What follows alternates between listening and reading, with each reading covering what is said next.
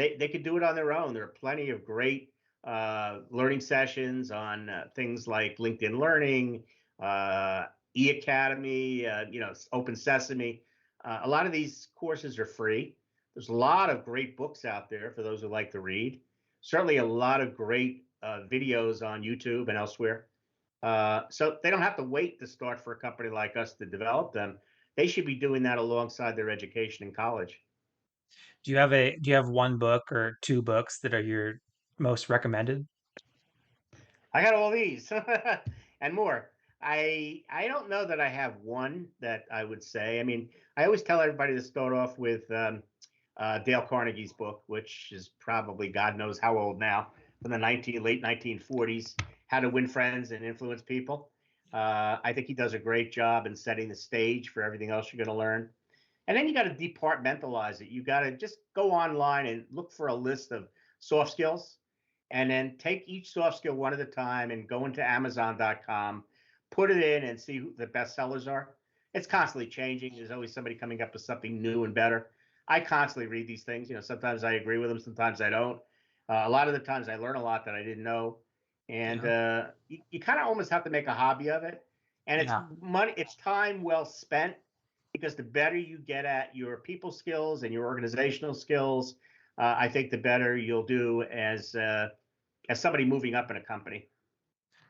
I feel like it's not necessarily just the book. Obviously, there's a bunch of really good insights you get from the book, but it's that habitual process of wanting to better yourself in those areas, seeking that out, and then reading the book and reflecting on people. I mean, that's why I have the podcast in the first place, and that's why I do the advice column, not necessarily because I want everybody to agree 100% with my advice, but I want them to process the advice that I'm giving and kind of exercise that muscle themselves. So I feel like, that whole action of kind of taking ownership and trying to thoughtfully grow is really the biggest part about it. What do you think? Well, you have to drive it yourself. That's Yeah. really what the issue is. I mean, if you have a choice between, watching a rerun on television, or, listening to the same album that you listened to 20 times and reading something that could be helpful to you, I think that's, again, time and money well spent. Today you can buy a book on eBay for $1 that's a bestseller that would cost you $50 new, and it was only new 4 or 5 months ago.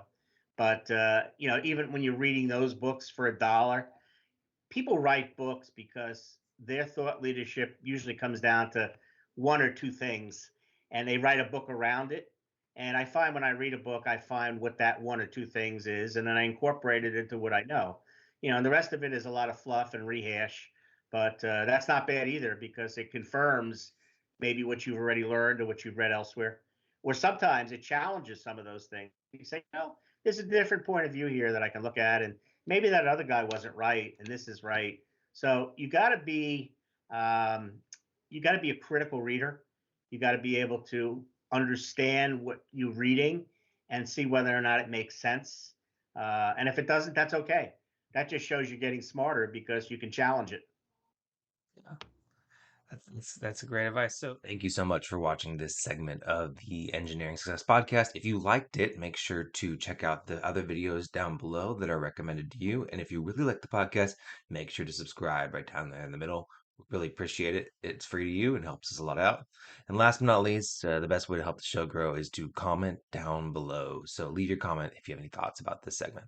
Thanks. I ain't chasing payments, still playing in the basement while I'm working on arrangements. They heard the kid in 50 countries, thank God that's amazing. But I'd rather thank Spotify, they put me on the station.